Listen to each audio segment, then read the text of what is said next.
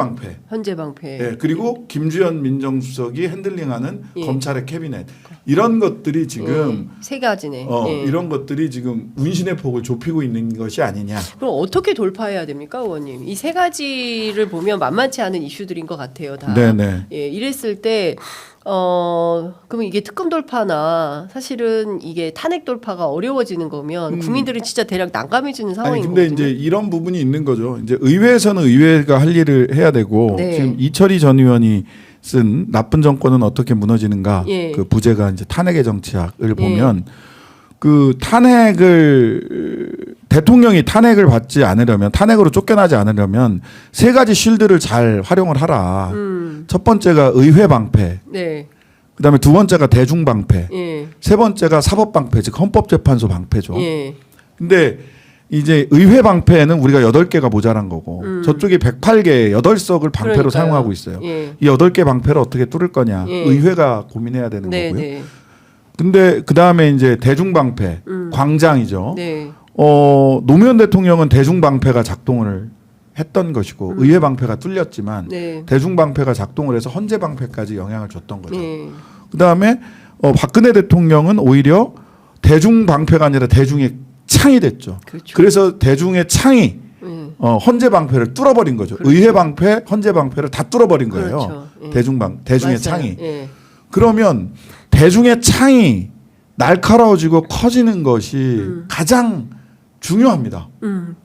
그게 핵심적인 힘인데 네. 그럼 대중들은 언제 창을 들고 광장은 어떻게 넓어지고 어떻게 더 뜨거워지는가를 보면 하나는 의회나 그 특검이나 검찰을 통해서 수사 결과가 사실관계가 확정돼야 돼요. 근데 이게 이제 특검을 계속 맡고 있기 때문에 그 상설 특검을 통해서 살라미 상설 특검이에요. 왜냐하면 상설 특검은 그 이 수사 기관과 수사 네. 인력이 실제 일반 특검보다 굉장히 적거든요. 네. 그러니까 사건을 많이 주면 안 돼. 예. 사건을 2개, 3개만 딱 주고 요것만 열심히 해라. 그래서 살라미로 하나씩 수사를 통해서 밝혀내야 되는 거예요. 네, 네. 근데 여기서 이제 그 딜레마는 그겁니다. 대통령이 임명을 안 할 수 있어요, 또. 그러니까요. 원래는 임명을 하라고 아예 예. 의무 규정이 상설특검법에 돼 맞습니다. 있습니다. 예. 그럼에도 불구하고 임명을 안 할 수 있어요. 네. 그리고 그건 탄핵 사유예요. 예. 즉 수사를 받을 거냐, 수사를 대통령실은 수사를 받을 것이냐, 수사를 버틸 것이냐, 탄핵 사유를 늘려갈 것이냐, 상성특검이 하나하나 될 때마다. 네. 살라미 상설특검은 하나 끝나면 또 하고, 하나 끝나면 또 하고, 하나 끝나면 또 하고, 살라미로 계속 내면 돼요. 네.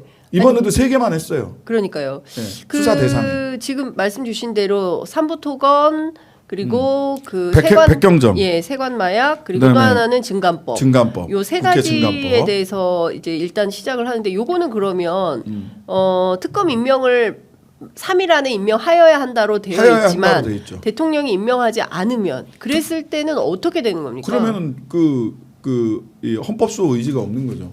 헌법소 의지가 없고 예. 그다음에 상설특검법을 정면으로 위반하는 게 되죠. 법 위반이 된다. 예, 중대한 헌법 헌법. 위반, 법률 위반이 그렇죠. 동시에 들어가요. 예, 그러면 그랬을 때 이걸 탄핵 가지고 사유지. 탄핵 사유죠. 그러면 이걸 붙들고 헌재로 가요.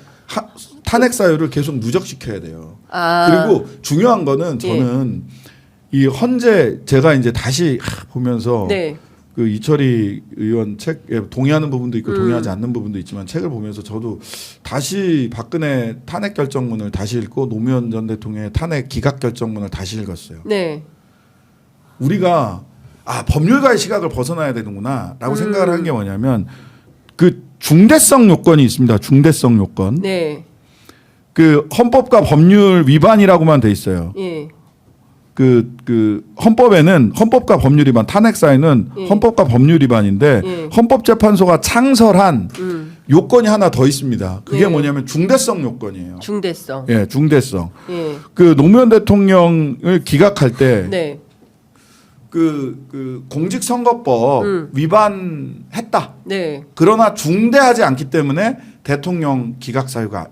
탄핵 사유가 아니다라고 얘기를 해요. 위반은 했으나 중대하지 않아. 왜냐하면 탄핵할 만큼 중대한 사유가 아니야. 왜냐하면 이게 두 개를 법익 형량을 해야 되는 거예요. 예. 하나는 대통령에게는 민주적으로 선출된 정당성이 있어. 네. 이 민주적 정당성을 부인할 만큼 헌법을 위반하고 법률을 위반했느냐. 네. 혼란도 생겨. 그 혼란을 대통령이 어쨌든 간에 다시 선출되는 2개월간의 혼란이 있잖아요. 네. 3월 9일 날 탄핵하고 5월 9일 날 선출할 그렇죠. 때까지. 그러면 그 2개월간의 국정 책임자가 최고 책임자가 물론 직무대행이 하겠지만 예. 여기서 오는 국정의 난맥상이 있을 수 있는데 예. 이것을 감당할 만큼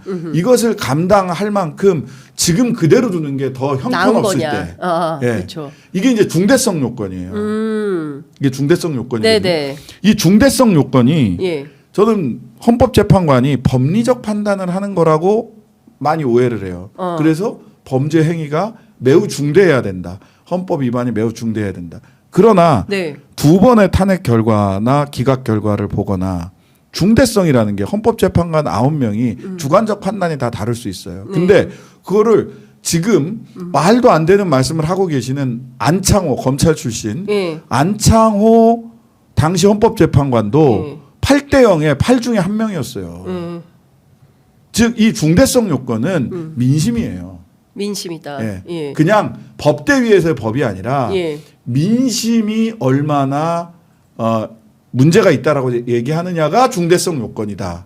현실에서는. 그러니까 박근혜 국정농단 사태 때만 하더라도 사실은 수많은 시민들이 거리에 쏟아져 나와서 그땐 초등학생들도 많았고 유치원생들도 있었고 뭐 중고생은 말할 것도 없고 대학생 정말 전 국민이 각지에서 그때 서울 그 광화문 시청역 일대에 호텔도 다 봉인할 정도로. 그렇죠. 그 지역에서 오셔가지고 방 잡아놓고 집회하는 거예요. 그러니까 그렇게까지 그 말하자면 시민들이 청진옥이 몰려왔었어요. 24시간 영업을 하는 순간 탄핵이 됩니다.